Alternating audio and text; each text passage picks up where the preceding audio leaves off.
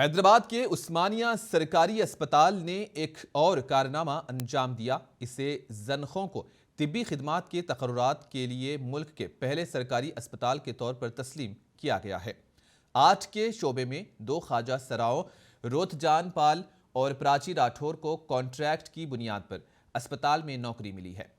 इन्होंने अस्पताल के सुपरिंटेंडेंट का शुक्रिया अदा किया कि उन्होंने इन्हें काम करने का मौका दिया। रोत और प्राची चाहते हैं कि पीजी के लिए रिजर्वेशन किया जाए, जैसा कि दूसरी रियासतों में भी किया जाता है। और इन दोनों में डॉक्टर रूथ खम्मम से हैं, डॉक्टर प्राची राठौर जिले आदिलाबाद से हैं। उनका कहना है कि उन्हें पढ़ाई के दौरान बहुत ही परेशानी का सामना करना पड़ा। इन्होंने कहा कि वो उनके लिबास और तकरीर का मजाक उड़ाते थे। उनका कहना था कि इन्होंने हैदराबाद के 15 अस्पतालों का दौरा किया, हत्ता कि इस काम के लिए वो जहां भी गए उन्हें मुस्तरद कर दिया गया। इन्होंने कहा कि वो समझ गए, खाह उन्होंने इसकी वजह नहीं बताई। प्राची ने कहा कि एक प्राइवेट अस्पताल ने उन्हें ये जानने के बाद अपनी मुलाजिमत छोड़ने को कहा कि वो ट्रांसजेंडर है।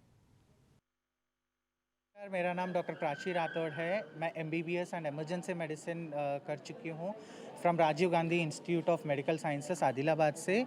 आई identify as a trans women और मैं अभी फ़िलहाल उस्मानिया जनरल हॉस्पिटल में मेडिकल ऑफिसर की तरह काम कर रही हूँ।